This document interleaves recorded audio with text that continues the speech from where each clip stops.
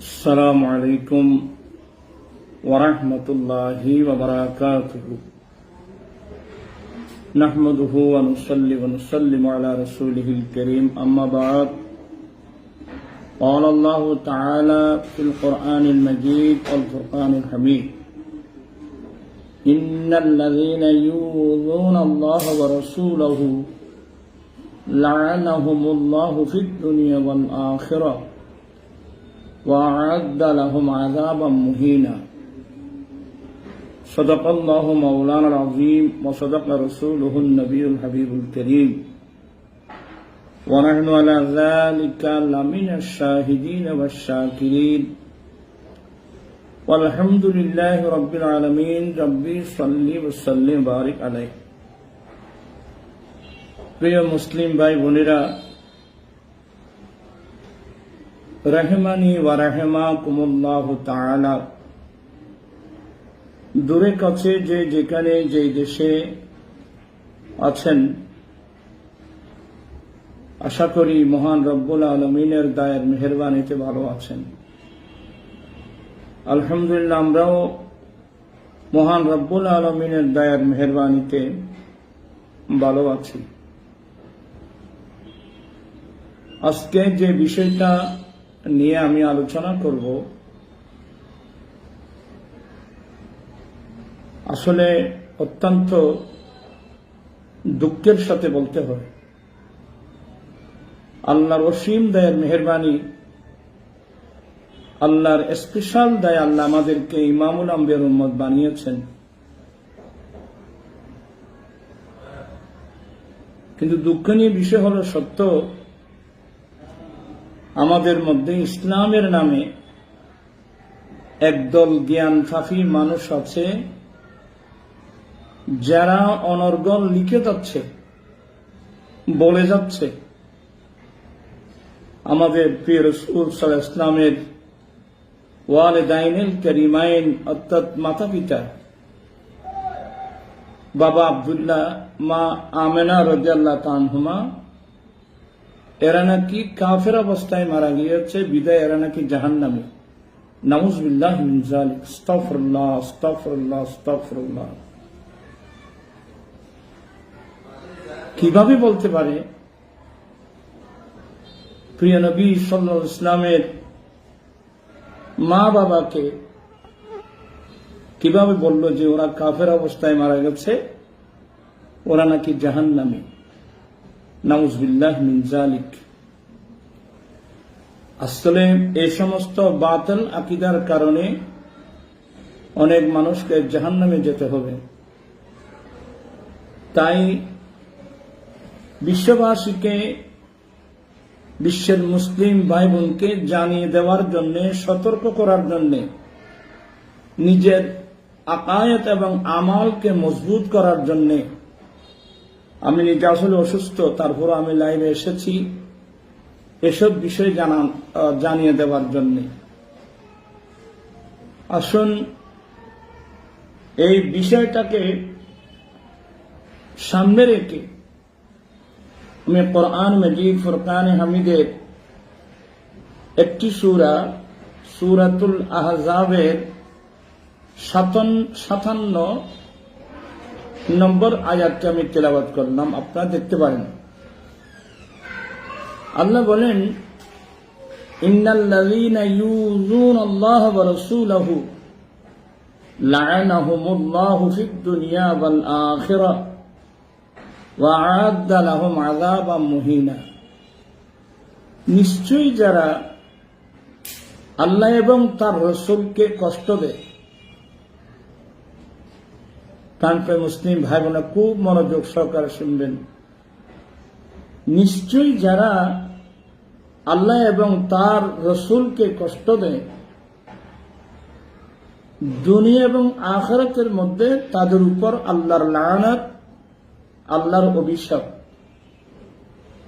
ওয়া আ'আদ্দা লাহুম আযাবাম মুহিনা, এবং তাদের জন্য আল্লাহ অত্যন্ত বেদনাদায়ক, পীড়াদায়ক শাস্তি আযাব আল্লাহ নির্ধারণ করে রাখছেন। নাউযুবিল্লাহি মিন যালিক। এতে স্পষ্ট হয়ে গেল প্রাণকৃষ্ণ ভাই বোনেরা, আমরা কোনো অবস্থাতে আল্লাহ এবং আল্লাহ রসুলকে আমরা কষ্ট দিতে পারবো না। আমার ভাইরা, আল্লাহ এবং আল্লাহ রসুলকে কষ্ট দেওয়ার অর্থ, ব্যাখ্যা, বিশ্লেষণ এটা একটা বিরাট এক সাবজেক্ট। আমি ওইদিকে যাচ্ছি না। আমি এইখানে আমার যে সাবজেক্ট বিষয়, যারা প্রিয় রাসূল সাল্লাল্লাহু আলাইহি ওয়াসাল্লামের মা বাবাকে কাফের বলে, জাহান্নামী বলে, তার পিছনে ভাইবার আপনার বলুন তো, আমার নবীর অন্তরের মধ্যে কেমন কষ্ট আসছে, কেমন কষ্ট আসছে। আমি এটাকে, এই কথাটাকে দলিল হিসেবে আমি সামনে আরেকটা রেওয়ায়াত আমি পেশ করছি। আল্লামা ইবনে আসাকির হযরতে সঠিক সূত্রের মাধ্যমে একটা রেওয়ায়াত নকল করেছেন।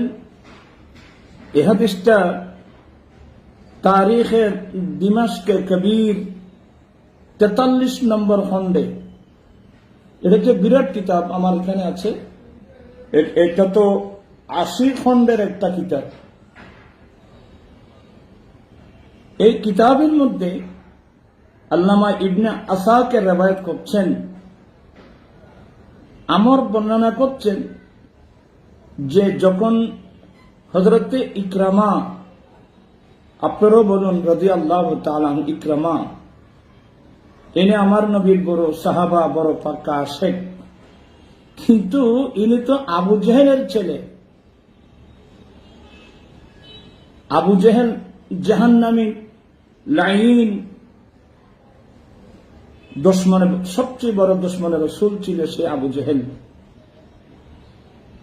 ইকরামা হচ্ছে আমার প্রিয় নবীর বড় আশিক সাহাবা, আর ওনার বাবার নাম হলো আবু জেহেল। যখন হযরতে সাইয়্যিদুনা ইকরামা রাদিয়াল্লাহু তাআলা আনহু যখন মদিনাতুল মুনাওয়ারায় আসলেন, তখনকার এলাকার মানুষ একত্রিত হয়ে উনি শুনে বলা বলি শুরু করলো, এটা আবু জেহেলের ছেলে। তখন একদল মানুষ বসে বলছে, এটা আবু জেহেলের ছেলে। সে শুনে অন্তরটা কেমন লাগলো বলেন তো? আসলে কথা তো সত্য। ওনার বাবার নাম আবু জেহেল, যাকে বদরের মাঠে প্রিয় নবীর 2 জন সৈনিক তাকে মেরে ফেলছে। জাহেল কাফেরদের বড় লিডার, আমার নবী এবং নবীর বাহিনীদেরকে বেশি কষ্ট দিতে জানেন। কিন্তু আল্লাহর কি দয়া, আল্লাহর কি হুকুম, ওনার ছেলে হযরতে ইকরামা, ওনাকে হযরত বলতে হচ্ছে, ইকরামা রাদিয়াল্লাহু তাআলা হচ্ছে। কিন্তু হযরতে সাইয়্যিদুনা ইকরামা রাদিয়াল্লাহু তাআলা যখন মদিনাতুল মুনাওয়ারায় গেলেন, তখনকার একদল মানুষ বসে ওরা বলা বলি শুরু করলো, ইনি আবু জেহেলের ছেলে, ইনি আবু জেহেলের ছেলে। তো কথা তো সত্য, কিন্তু ইকরামা রাদিয়াল্লাহু তাআলা অন্তরের মধ্যে এমন আঘাত আসলো। এই কথাটা শুনে প্রিয় রাসূল সাল্লাল্লাহু আলাইহি ওয়াসাল্লাম কি বলছেন জানেন? যে তোমরা মৃত মানুষের বিষয়ে খারাপ মন্দ বলে, মৃত মানুষের চরিত্রে, মৃত মানুষের বিষয়ে খারাপ মন্দ বলে তোমরা জীবিত মানুষদেরকে আঘাত করো না, কষ্ট দিও না, জীবিত মানুষের অন্তরে কষ্ট দিও না। এটাই হচ্ছে আমার নবীর নির্দেশ। দেখেন প্রিয় ভাইরা, এই হাদিসটা আল্লামা ইবনে আসাকির তারিখে দিমাশকের মধ্যে এটা নকল করেছেন। এটা সত্য, কিন্তু আবু জেহেল তো আমার রাসূলের বড় শত্রু। কিন্তু ওনার ছেলে ইকরামা রাদিয়াল্লাহু তাআলা আনহু মুমিন। তখন মদিনার শরীফে যাওয়ার পরে একদল মানুষ যখন বলা বলি শুরু করে, এটা আবু জাহেলের ছেলে, এটা আবু জাহেলের ছেলে, তার অন্তরের মধ্যে এমন আঘাত আসলো। আমার দয়াল নবী নিষেধ করে দিয়েছেন, মৃত মানুষের দুস্তুরুটি বর্ণনা করে জীবিত মানুষের অন্তরের মধ্যে তোমরা আঘাত দিও না। তার পিছনে এবার আপনারা বলুন, আমার নবীর মা বাবা কি কাফের ছিল? আমার নবীর মা বাবা তো কাফের থাকার প্রশ্নই আসে না, প্রশ্নই আসে। ওরা তো মিল্লাতে ইব্রাহিমের উপর ছিল। তার পিছনে ভাই বোনেরা, আমার নবীর মা বাবা মুমিন ছিল, ওরা মিল্লাতে ইব্রাহিমের উপর ছিল। হ্যাঁ, ওই সময় একটা মসলা আপনারা সবাই মনে রাখবেন, হযরত সাইয়েদানা ঈসা আলাইহিস সালাম আল্লাহর কাছে দোয়া করেছেন, মাওলা তুমি আমাকে রসুল বানিয়েছো, নবী বানিয়েছো, আল্লাহ তোমার কাছে ফরিয়াদ, আল্লাহ তুমি আমাকে আখিরি জামানার নবী, তোমার প্রিয় মাহবুব নবীর উম্মত হিসেবে কবুল করো। আল্লাহ ঈসা আলাইহিস সালামের দোয়া কবুল করেছেন। ওনার নবুয়তের দায়িত্ব পালন করা শেষে আল্লাহ ঈসা আলাইহিস সালামকে চতুর্থ আসমানে উঠায় নিয়েছেন। ঈসা আলাইহিস সালামকে চতুর্থ আসমানে উঠায় নেওয়ার পর থেকে 570 বছর পর্যন্ত আল্লাহ জমিনের মধ্যে কোন নবী রাসূল পাঠান নাই। আমার নবীর মা বাবা ওই যুগের মানুষ, যেই যুগের মধ্যে আল্লাহ কোন নবী রাসূল পাঠান নাই। তো যেই যুগের মধ্যে আল্লাহ কোন নবী রাসূল পাঠান নাই, এই যুগকে আইয়ামে ফাতরাত বলা হয়। আপনি এদেরকে তিরস্কার করার, এদের সম্বন্ধে খারাপ মন্তব্য করার কোন সুযোগ নাই। আর থাকবেও কিভাবে, এই বিষয়ে আল্লাহ কোরআনে পাকে কি বলছেন, খুব ঠান্ডা মেজাজে শুনবেন। বনি ইসরাইলের সূরা বনি ইসরাইলের 15 নম্বর একটি আয়াত, আল্লাহ বলেন, ওয়ামা কুন্না মুআযযিবিন হাত্তা নাবআসা রাসূলা, আমি ততক্ষণ পর্যন্ত আযাব শাস্তি দেনে वाला নই, আমি ততক্ষণ পর্যন্ত তোমাদেরকে আযাব শাস্তি দিতে পারি না যতক্ষণ পর্যন্ত তোমাদের কাছে আমি কোন রাসূল পাঠাবো না। সুবহানাল্লাহ, স্পষ্ট কোরআনে পাকের আয়াত। আল্লাহ বলছেন যে যতক্ষণ পর্যন্ত আমি তাদের কাছে কোন নবী রাসূল পাঠাবো না, নবী রাসূল এসে তাদেরকে ইসলামের দাওয়াত দিবে, এরা রাসূলের পাকের দাওয়াতকে অস্বীকার যতক্ষণ পর্যন্ত করবে না, ততক্ষণ পর্যন্ত আল্লাহ সে জাতিকে আযাব শাস্তি দিতে পারে না। এটা আল্লাহর বিধান। আল্লাহ বলছেন যে ওয়ামা কুন্না মুআযযিবিন হাত্তা নাবআসা রাসূলা, পারি না, আযাব দেনে वाला নই যতক্ষণ পর্যন্ত আমি তাদের। তার পিছনে স্পষ্ট হয়ে গেল, আমার নবীর মা বাবা যখন ছিল তখন কি আল্লাহ কোন রসুল পাঠিয়েছেন? আমার রসুল দুনিয়াতে এসে তো বাবাকে দেখেন নাই। বাবা তো রসুল পাক সাল্লাল্লাহু আলাইহি ওয়াসাল্লাম দুনিয়াতে আসার আগেই দুনিয়া থেকে ইন্তেকাল করেছেন। ইন্না লিল্লাহি ওয়া ইন্না ইলাইহি রাজিউন।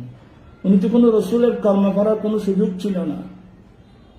আর দ্বিতীয় নম্বর, প্রিয় রাসূল ইসলাম এসে আপনি জানতে পেরেছেন মা আমেনা রাদিয়াল্লাহু তাআলা আনহা, তাও মাত্র 6 বছর। 6 বছর বয়সে মা আমেনা আমার নবীর বাবার তর্কাসূত্রে পাওয়া একজন দাসী উম্মে এমনকে সঙ্গে নিয়ে, মা আমেনা আমার নবীকে সঙ্গে নিয়ে নবীর নানার বাড়ি, যেটা মদিনাতুল মুনাওয়ারা, এটা নবীর নানার বাড়ি, এখানে এসে কাজ সেরে যখন মক্কা শরীফ যাচ্ছিলেন, ওয়াফেজ যাচ্ছিলেন, মক্কা মদিনার মাঝখানে একটা জায়গা, যে জায়গার নাম আবুয়া নামক স্থানে এমন গায়ে জ্বর উঠল, ওখানে মা আমেনা রাদিয়াল্লাহু তাআলা ইন্তেকাল করেছেন। ইন্না লিল্লাহি ওয়া ইন্না ইলাইহি রাজিউন। তখন মাকে পেয়েছেন, তাও তো 6 বছর। তখনও তো নবীর নবুয়ত প্রকাশ হয় নাই। এখন তো মাত্র 6 বছর বয়স, নবীর নবুয়ত প্রকাশ হয়েছেন 40 বছরে। তাহলে এখানে আল্লাহর এই আয়াত মোতাবেক, যেহেতু আল্লাহ এদের কাছে কোনো নবী পাঠান নাই, রসুল পাঠান নাই, হ্যাঁ নবী রসুল যদি আসতেন, এদেরকে ইসলামের দাওয়াত দিতেন, এরা অস্বীকার করত, তাহলে এদেরকে কুফরের রাস্তায় মারা গিয়েছে আপনি বলতে পারতেন। এখানে এই আয়াত মোতাবেক এই আয়াতগুলো আপনারা নেবেন কোথায়? অবস্পষ্ট হয়ে গেল আমার নবীর মা বাবা কাফের অবস্থায় মারা, ঈমান অবস্থায় মারা গিয়েছেন। কারণ ওরা যে নবী রাসূল না থাকলেও ওরা যে মূর্তি পূজা করেছে, ওরা নাউজুবিল্লাহ আল্লাহর ওই যে আল্লাহর কানুনের হালালকে হারাম বলছে, এই ধরনের যদি কোনো প্রমাণ পাওয়া যেত তাহলে ভিন্ন কথা। আমার নবীর মা বাবার লাইফে, জীবনে এ ধরনের কোন ত্রুটি কোন হাদিস থেকে কেউ দেখাতে পারবে না।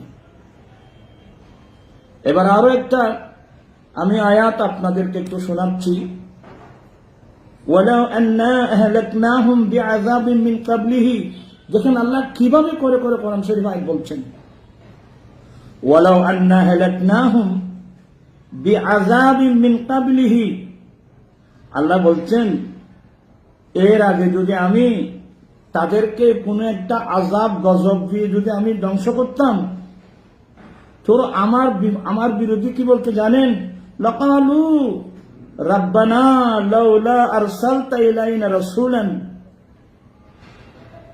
ওরা বলতো যে আল্লাহ নিজেই বলছেন আমি যদি এর আগে তাদেরকে কোনো আযাব গজব দিয়ে যখন আমি ধ্বংস করতাম, ওরা অবশ্যই বলতো এই আমাদের রব, তুমি আমাদের কাছে তুমি কোন রসুল পাঠাও নাই কেন?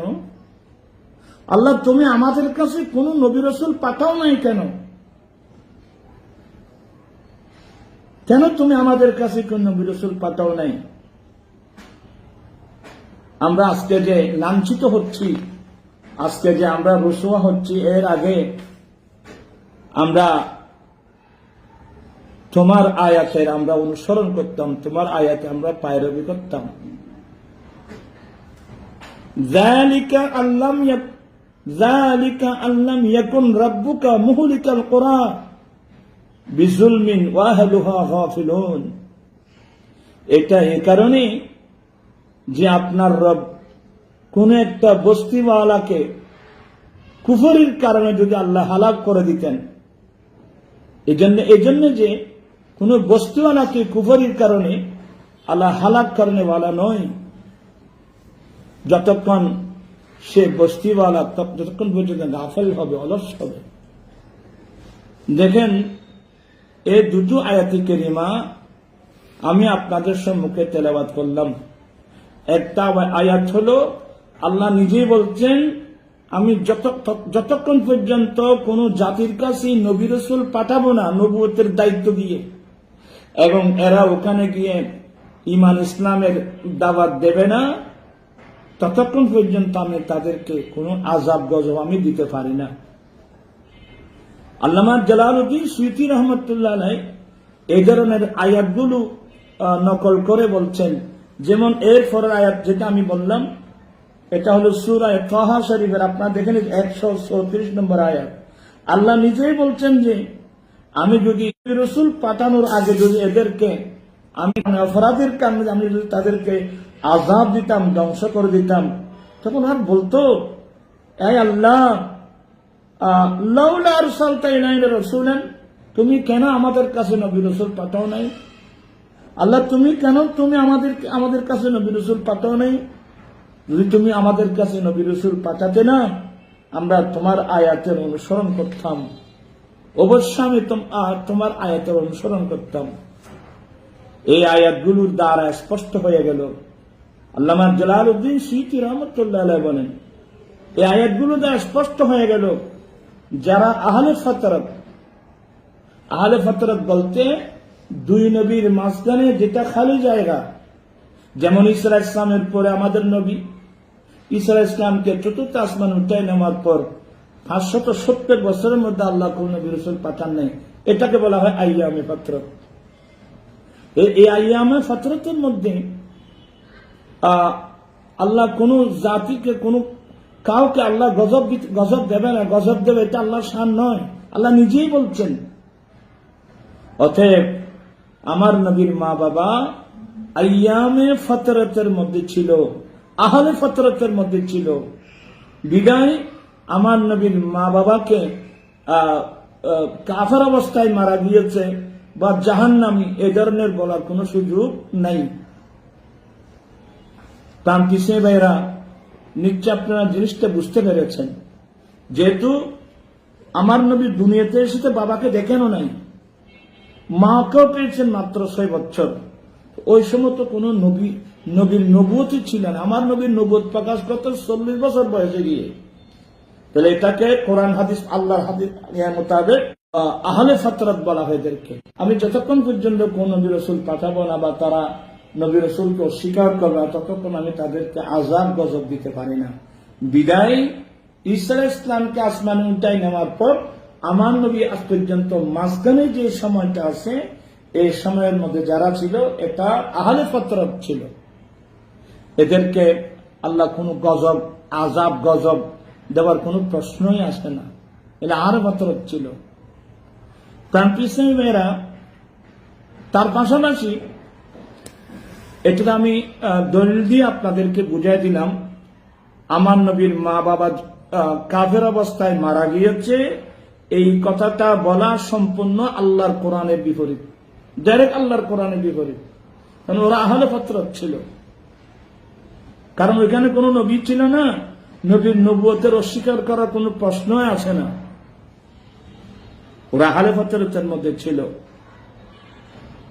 এবার আসুন আমি আপনাদেরকে কম মনোযোগ সহকারে শুনবেন। আল্লাহ আয়াতের মধ্যে বলেন, ওয়ালা আব্দু মুমিন খায়রুম মিন মুশরিক। মুসলমান গোলাম মুশরিকের চেয়ে উত্তম।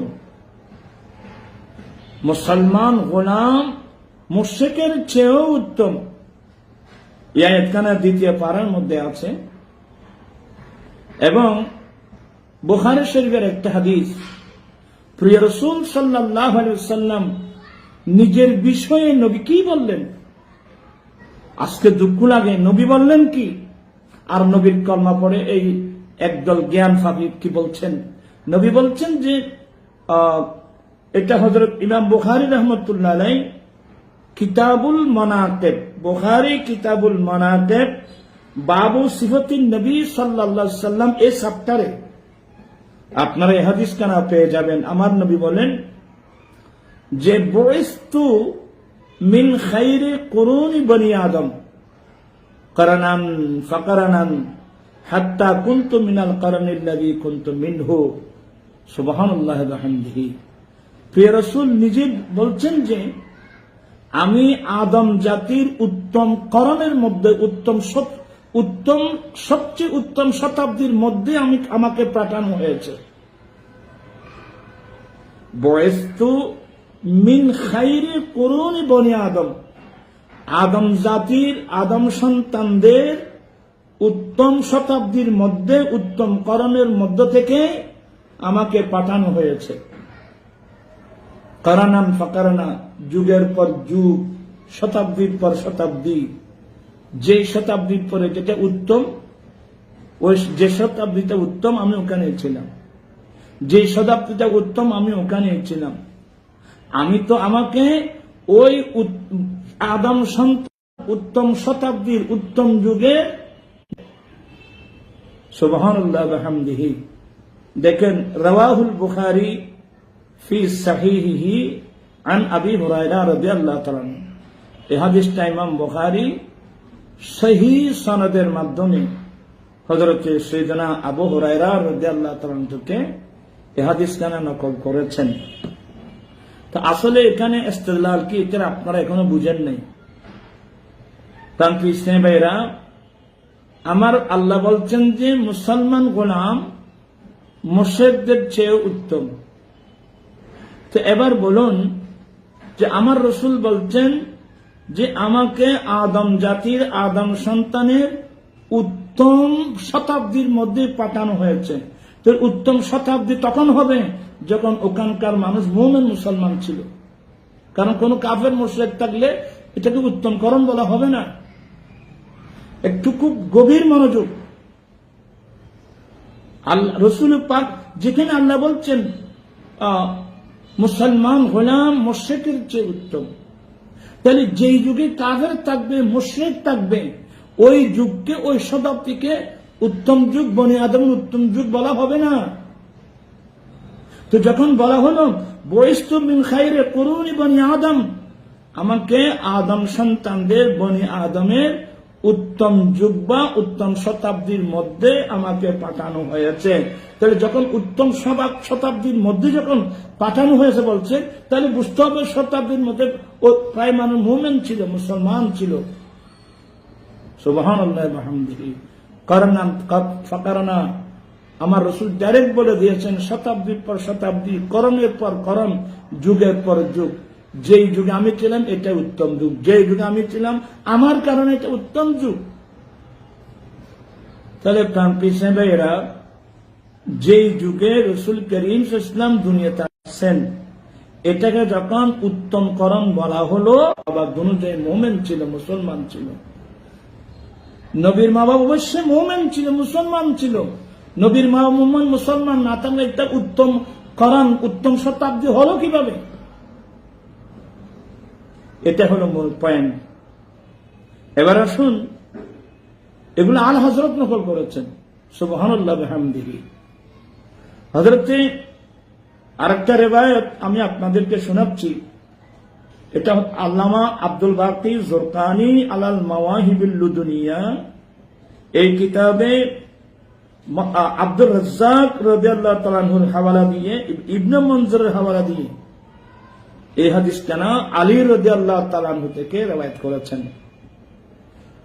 আমিরুল মুমিনিন মাওলানা মুসলিমিন সাইয়্যিদুনা আলী মুরতাদা রাদিয়াল্লাহু তাআলা আনহু থেকে বর্ণিত সহিহ হাদিস, হাদিসের সহিহের মধ্যে আছে যে লাম ইয়াজাল আলা ওয়াজহিল দাহরে আই আরদে সাবআতু মুসলিমুন ফাসাইদান। মাওলানা আলী শের খুদা রাদিয়াল্লাহু তাআলা আনহু কি বলছেন জানেন? যে যুগে কোন মুসলমান থাকবে না, কাফেরের দেশ, মুশরিক দেশ, কাফেরদের দেশ, মুশরিকদের দেশ, এখানে কাফের মুশরিক হলেও কমসে কম সেই যুগে সেই জায়গায় কমসে কম 7 জন ফাক্কা মুমিন মুসলমান থাকতে হবে। প্রান্তিক এরা খুব মনোযোগ সহকারে এই কথাগুলো শুনুন।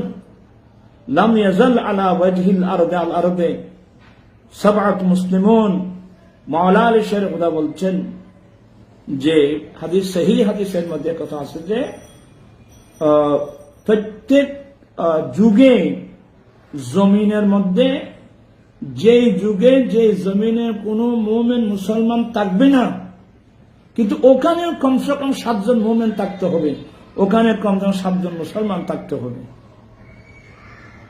7 জন মুসলমান, প্রত্যেক বিধর্মী রাষ্ট্রের মধ্যে কমসে কম 7 জন মুমিন মুসলমান থাকতে হবে।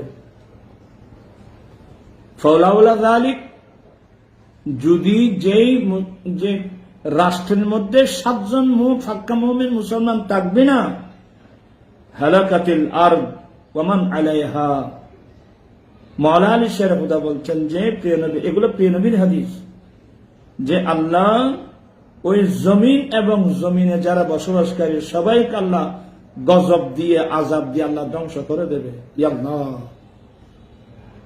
প্রাণ কৃষ্ণ ভাইয়ের, আমি অনেক জায়গায় বলছি হাদিসগুলো, যে মাওলানা আলী শের খুদা রাদিয়াল্লাহু তাআলা থেকে এই হাদিস বর্ণিত যে সবসময় জমিনের উপর 7 জন, অপর হাদিসের মধ্যে আছে 7 জনের চেয়ে আরো বেশি, কিন্তু 7 জনের চেয়ে কম হবে না, লাকাল কমে, একদম কমের মধ্যে 7 জন মুমিন মুসলমান থাকতে হবে।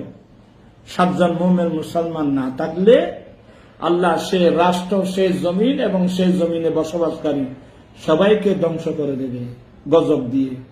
তাহলে বোঝা গেল ওই 7 জন ইমানদার মুমিন মুসলমানের উসিলায় ওই দেশ আল্লাহর কহর আর গজব থেকে বেঁচে যাবে। সুবহানাল্লাহ বিহামদিহি। এই হাদিসটা আখরাজাহু আব্দুর রাজ্জাক ওয়া ইবনুল মানজার। এই হাদিসটাকে আব্দুর রাজ্জাক এবং ইবনে মানজার সহিহ সনদের মাধ্যমে ইমাম বুখারী মুসলিমের শর্তের উপরে হাদিস খানা নকল করেছেন। তাহলে দেখেন কমসে কম কয়জন মুমিন মুসলমান থাকতে হবে? 7 জন মুসলমান থাকতে হবে। এবার আসুন হযরত সাইয়্যিদুনা আব্দুল্লাহ ইবনে আব্বাস, আমার নবীর আফন চাচাতো ভাই, যিনি রাইসুল মুফাসসিরিন, হযরত আব্দুল্লাহ ইবনে আব্বাস থেকে একটা হাদিস নকল করা হয়েছে। এখানে শরহে জুরকানি আলাল মাওয়াহিবিল লাদুনিয়া এই কিতাবের মধ্যে এই হাদিসটা নকল করা হয়েছে। মা খালাতিল আরদ মিন বাদি নূহিন মিন সাবআতিন, অর্থাৎ হযরত আব্দুল্লাহ ইবনে আব্বাস রাদিয়াল্লাহু তাআলা আনহু বলেন, নূহ আলাইহিস সালাতু ওয়াসসালামের পরে প্রত্যেক দেশের মধ্যে কমসে কম 7 জন মুমিন থাকতে হবে। সুবহানাল্লাহ বিহামদিহি। নূহ আলাইহিস সালামের পরে জমিনের মধ্যে কমসে কম 7 জন, অর্থাৎ 7 জন মুমিন মুসলমান থেকে জমিন খালি হতে পারবে না। মা খালাতিল আরদ মিন বাদি নূহ মিন সাবআতিন, নূহ আলাইহিস সালামের পরে জমিন 7 জন মুসলমান থেকে খালি হতে পারবে না। ইয়াতফাউল্লাহু বিহিম আন আহলিল আরদে, রব্বুল আলামিন ওই 7 জন মুমিন মুসলমানের উসিলায় আল্লাহ আন আহলিল আরদে, যে জমিনবাসীর উপর যে বলা মুসিবত আসবে এগুলোকে আল্লাহ দুর্বৃত করে দেবে ওই 7 জন মুমিন মুসলমানের উসিলায়। সুবহানাল্লাহ বিহামদিহি, সুবহানাল্লাহিল আযীম। প্রান্তিসের যেমন এগুলো আপনাদের বুঝে আসবে, যেমন দকিয়ানুসের আমলে 7 জন মুমিন মুসলমান ছিল যাদেরকে আসহাবে কাহাব বলা হয়। আসহাবে কাহাব 7 জন। এই দকিয়ানুস জালেম, নিজেকে কাফের, নিজেকে খোদা দাবি করত, মানুষ তাকে সিজদা করত। ওই 7 জন আসহাবে কাহাব, ওরা নিজের ঈমান রক্ষার জন্য ওই দেশ ছেড়ে যখন চলে যাওয়ার জন্য চেয়েছিল, অনেক লম্বা আলোচনা আল্লাহ কোরআন শরীফের সূরাতুল কাহফ শরীফের মধ্যে সেই ঘটনা বর্ণনা করেছেন। আমি শুধুমাত্র এখানে আপনাদেরকে দেখাচ্ছি যে জমিন 7 জন ইমানদার থেকে খালি থাকতে পারবে না। যদি 7 জন ইমানদার মুমিন মুসলমান থেকে যদি জমিন খালি হয়ে যায়, সেই জমিন এবং জমিনে যারা বসবাসকারী আল্লাহ তাদেরকে গজব আযাব দিয়ে ধ্বংস করে দেবে। প্রান্তিক ভাইয়েরা, একেবারে স্পষ্ট হয়ে গেল আমি এই হাদিসগুলো কি জন্য আনলাম। হাদিসগুলো আনলাম যে যেই যুগে কোনো নবী থাকবে না, যে যুগে কোনো রসুল থাকবে না, কমসে কম সেই যুগের মধ্যে 7 জন মুমিন মুসলমান থাকতে হবে। আর এই হাদিসের আলোকে আমার নবীর দাদাজানও মুমিন, আমার নবীর আব্বাও মুমিন, আমার নবীর মা আম্মাও মুমিন। কি আপনারা বলবেন কাফেরদের ফের দিয়ে ইমামুল আম্বিয়া আসবে? নাফাকদের ফের দিয়ে কি ইমামুল আম্বিয়া আসবে? এরা কিভাবে বলতে পারে? আমার এতে বুঝিয়েও আসে না, কিভাবে বলতে পারলেন? কারণ কি যারা আমার এই বক্তব্য শুনছেন, আমি কিন্তু আল্লাহর ওয়াস্তে কথা বলছি, যারা এই ধরনের কথাগুলো বলছেন, আপনারা অতি তাড়াতাড়ি, অতি শীঘ্রই আপনারা তওবা করে ঈমান নবায়ন করুন, ঈমানকে তাজদীদ করুন, ঈমানকে নবায়ন করুন। ভাইরা, এই যে যুগটা আমার রাসূল বয়স্তু খায়রুল কুরুনে, যেটা আমার রাসূল বলছেন বয়স্তু মিন খায়রে কুরুনে বনি আদম, যে আদম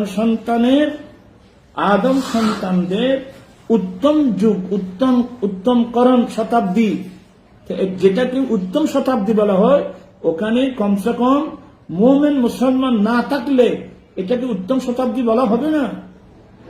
অতএব স্পষ্ট হয়ে গেল আমার নবীর মা বাবা অবশ্যই মুমিন ছিল, অবশ্যই মুমিন ছিল, অবশ্যই মুমিন ছিল। এখানে আল হযরতের একটা ব্যাখ্যা আছেন, আকুল ওয়াল মা'না আন্নাল কাফির লা ইস্তাহিলু শারআন আন ইয়াতলুকা আলাইহি আন্নাহু মিন খিয়ারিল করণ। আল হযরত কত সুন্দর একটা তাহকিক দিলেন, যারা সত্যিকার কাফের মুশরিক, এরা এদের যুগে কেউ কোনোদিন খাইর বলতে পারবে না, অবশ্যই বলতে পারবে না। অবশ্যই খায়র বলা হয় কখন, যখন নেককার মুমিন মুসলমান যেখানে থাকবে এটাকে খায়রুল করুন বলা হয়, খায়রুল করণ বলা হয়।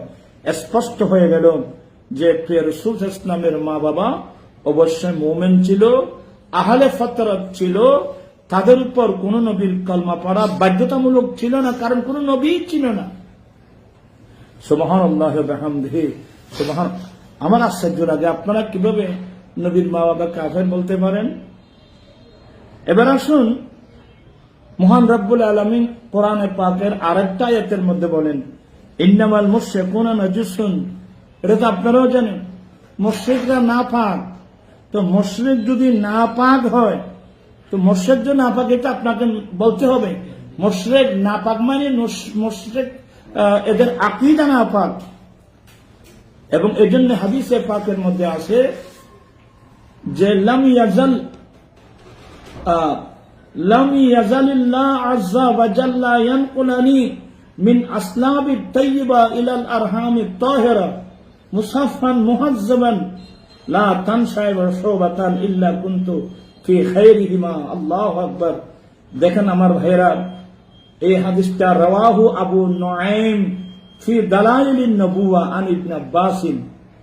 আল্লামা আবু নুআইম রাহমাতুল্লাহ আলাইহি ওনার বিখ্যাত কিতাব দালাইলুন নবুওয়াতের মধ্যে, দালাইলুন নবুওয়াত দুটা, একটা হলো আবু নুআইমের দালাইলুন নবুওয়া, একটা ইমাম বাইহাকির দালাইলুন নবুওয়া। এখানে এই হাদিসটা কিন্তু আবু নুআইম ফি দালাইলিন নবুওয়া, আবু নুআইম রাহমাতুল্লাহ আলাইহি দালাইলুন নবুওয়াত নামক কিতাবে হযরত আব্দুল্লাহ ইবনে আব্বাস রাদিয়াল্লাহু তাআলা আনহু থেকে এই হাদিস বর্ণনা করেছেন।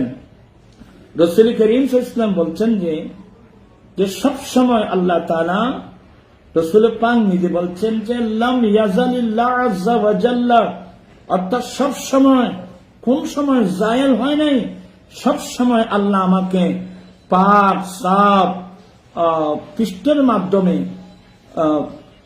পবিত্র বাবার পৃষ্ঠ দিয়ে, পবিত্র বাবার পৃষ্ঠ দিয়ে, পবিত্র আমি পবিত্র মায়ের গর্ভের মধ্যে আমাকে নকল করা হয়েছে। আল্লাহু আকবার কবীরা। দেখেন রাসূল পাক সাল্লাল্লাহু আলাইহি ওয়াসাল্লাম নিজে বলছেন যে আল্লাহ তাআলা সবসময় আমাকে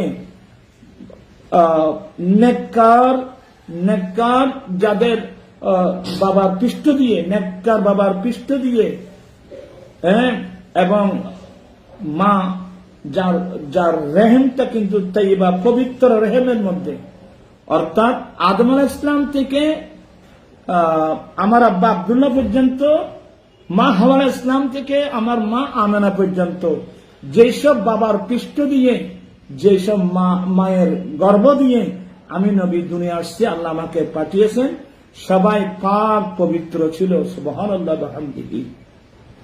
আল্লাহ আমাকে সবসময় পবিত্র বাবের পৃষ্ঠ দিয়ে, পবিত্র মায়ের রেহেমের মধ্যে আমাকে আল্লাহ পাঠিয়েছেন। আলহামদুলিল্লাহ। লা তানশাইবু শুবাতান, আল্লাহ যদি কোন সময় একটা গোত্রকে দুই ভাগ করে, আল্লাহ যদি কোন একটা গোত্রকে, আল্লাহ একটা গোত্রকে দুই ভাগে ভাগ করে, তাহলে আমাকে কোথায় রাখা হয়? কুনতু ফি খায়রিহিমা, ওই দুই গোত্রের মধ্য থেকে যেটা সবচেয়ে উত্তম সেই গোত্রের মধ্যে আল্লাহ আমাকে রাখছেন। সুবহানাল্লাহ ওয়া বিহামদিহি সুবহানাল্লাহিল আযীম।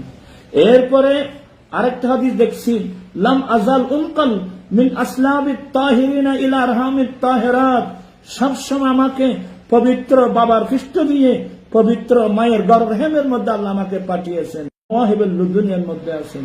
এরপরে আছে ইয়ানকুলানি মিন আসলাবিল কারীমা ওয়াল আরহামিত তাহিরা হাত্তা আখরাজানি মিন বাইনি আবওয়াই। মহান রব্বুল আলামিন আমাকে পবিত্র বাবার পৃষ্ঠ দিয়ে, পবিত্র মায়ের গর্ভ দিয়ে আল্লাহ আমাকে পাঠিয়েছেন। আমি পাঠাতে সে পর্যন্ত আল্লাহ আমাকে আমার মা বাবা দুজনের কাছে পাঠিয়ে দিয়েছেন।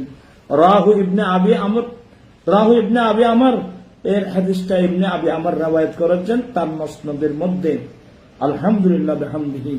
তানপি সাহেবেরা এই সাবজেক্টটা অনেক লম্বা সাবজেক্ট, এই সাবজেক্টটা অনেক লম্বা সাবজেক্ট।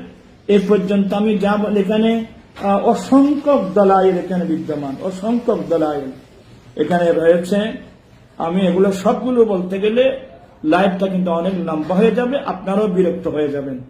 এর পাশাপাশি দেখেন এই বিষয়ের উপর আমার আলা হযরত মুজাদ্দিদ দ্বীন মিল্লাত ইমাম মুহাম্মদ রাজা ফাজলে দেহলভী রহমাতুল্লাহ আলাইহি যে কিতাবটা নকল লিখেছেন, শামুলুল ইসলাম লিউসুলির রাসূলিল কিরাম, শামুলুল ইসলাম লিউসুলির রাসূলিল কিরাম, একটা কিতাব লিখেছেন। শুধুমাত্র আমার মা বাবা পাক ছিল, পবিত্র ছিল, মুমিন ছিল এবং জান্নাতি, এই কথা বলার জন্য, একটা দুটা দলিল নয়। এবার আসুন আমি সংক্ষেপ করে দিচ্ছি। আল্লামা জালালউদ্দিন সুয়ুতী রহমতুল্লাহ আলাইহি এখানে দেখেন আগের যুগে যে বড় হাদিসের যে কিতাব লেখা হয়েছে, আগের যুগে যে বড় বড় হাদিসের কিতাব লেখা হয়েছে, আগের যুগে তন্মধ্যে সবচেয়ে বড় হাদিসের কিতাব হলো হযরতে ইমাম আহমদ ইবনে হাম্বল রহমতুল্লাহ আলাইহির মুসনাদি ইমাম আহমদ ইবনে হাম্বল। আগের যুগে হাদিসের কিতাবের মধ্যে সবচেয়ে বড় কিতাব ছিল মুসনাদি ইমাম আহমদ ইবনে হাম্বল। তার পিছনের সে কিতাবের মধ্যে কতগুলো হাদিস আছে জানেন?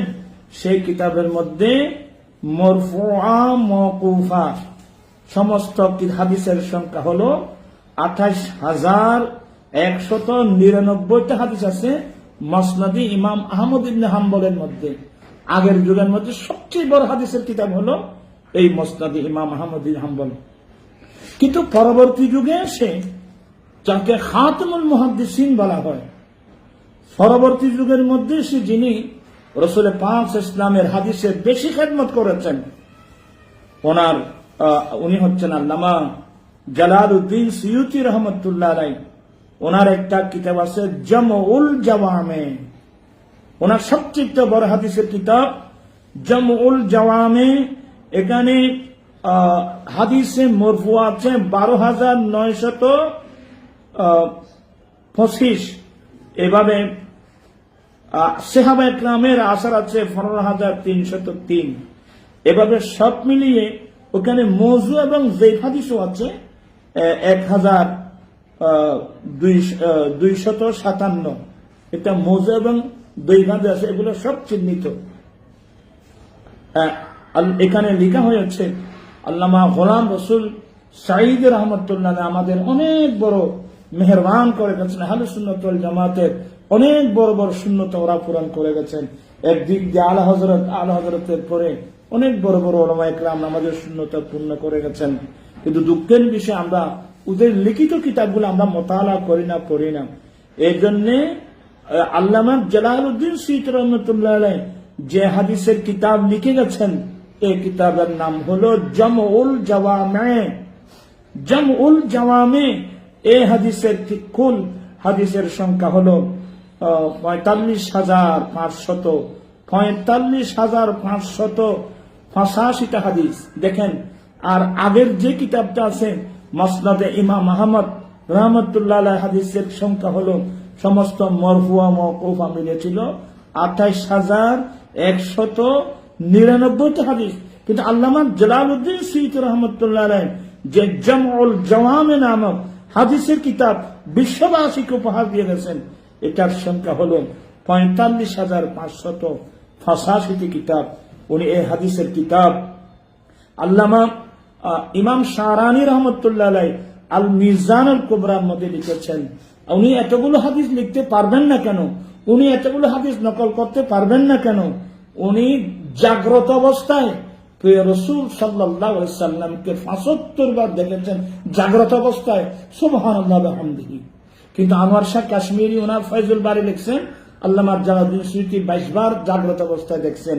কিন্তু আল্লামা শারানি রহমতুল্লাহ আলাইহি মিজানুল কুবরার মধ্যে লিখতেছেন যে না, আল্লামা জালালউদ্দিন সুয়ুতী রহমতুল্লাহ আলাইহি 75 বার জাগ্রত অবস্থায় আমার প্রিয় রসুলকে দেখছেন, এটার ফয়েজ উনি জামউল জাওয়ামি নামক এক বিরাট হাদিসের কিতাব লিখে বিশ্ববাসীকে উপহার দিয়ে গেছেন। তা আমি ওনার কথাটা কেন নিয়ে আসলাম, সে আল্লামা জালালউদ্দিন সুয়ুতী রহমতুল্লাহ আলাইহি আমার নবীর মা বাবা ওরা যে ঈমান অবস্থায় মারা গিয়েছেন, ওরা যে জান্নাতি, ওরা ঈমান অবস্থায় মারা গিয়েছেন, ঈমানের উপর ছিল, এই বিষয়টা প্রমাণ করার জন্য আল্লামা জালালউদ্দিন সুয়ুতী রহমতুল্লাহ আলাইহি এককভাবে 7টি কিতাব লিখে গেছেন। আপনাকে কোথায় আছেন আপনার নকল করুন। 1 নম্বর আল মাকামাতুস সুন্দুসিয়া ফিন নিসবাতিল মুস্তাফিদিয়া, এগুলো আল্লামা জালালউদ্দিন সুয়ুতী কিতাব। 2 নম্বর তানজিহুল আম্বিয়া আন তাসবিহিল আগবিয়া। 3 নম্বর আস-সাবিলুল জালিয়া ফিল আদাইল আলিয়া। 4 নম্বর মাসালিকুল হুনাফা ফি ওয়ালিদাইল মুস্তাফা। 5 নম্বর নাসরুল আলামিন আল মানিফিন। 6 নম্বর আদ-দারাজুল মানফিয়া ফিল আবাই শরীফা। 7 নম্বর আত-তাযিম ওয়াল মিন্না ফি আন্না আবওয়াই রাসূলিল্লাহ সাল্লাল্লাহু আলাইহি ওয়াসাল্লাম ফিল জান্নাহ। আল্লাহু আকবার। 7টা কিতাব লিখছেন আল্লামা জালালউদ্দিন সুয়ুতী রাহমাতুল্লাহ আলাইহি। আমার রাসূলের মা বাবা ঈমানের উপর ছিল, আহলে ফতরাত ছিল, ওরা মুমিন ছিল, ওরা জান্নাতি। এটা হচ্ছে আমাদের। এবং আল্লামা আলা হযরত মুজাদ্দিদ মিল্লাত ইমাম আহমদ রাজা উনি শামুল ইসলাম নামক একটা কিতাব না আরো অনেক কিতাব লিখেছেন। শতাব্দীর পর শতাব্দী, যুগে যুগে কালে কালে আহলে সুন্নাত ওয়াল জামাতের হক্কানি রাব্বানি উলামায়ে কেরামরা এই বিষয়ের উপর কলম ধরেছেন, লিখে গেছেন, প্রমাণ করে দিয়েছেন। আমার নবীর মা বাবা আহলে ফতরাত ছিল, মুসলমান ছিল, ঈমানের উপর ইন্তেকাল হয়েছেন, ওরা জান্নাতি। এটাই হলো আহলে সুন্নাত ওয়াল জামাতের আকীদা। আর যারা তার বিপরীত আকীদা পোষণ করেন, আমি আপনাদেরকে দাওয়াত দিচ্ছি, আপনারা আসুন, কোরআন সুন্নাহ গবেষণা করে সঠিক আকীদার দিকে নিজে আসুন, নিজের আকীদা বাঁচান। লক্ষ লক্ষ কোটি কোটি মুসলমানের ঈমান আকীদা রক্ষার অনুরোধ জানিয়ে আমি আমার বক্তব্য শেষ করলাম। ওয়া আখিরু দাওয়ানা আনিল হামদুলিল্লাহি রাব্বিল আলামিন। আসসালামু আলাইকুম ওয়া রাহমাতুল্লাহি ওয়া বারাকাতুহু।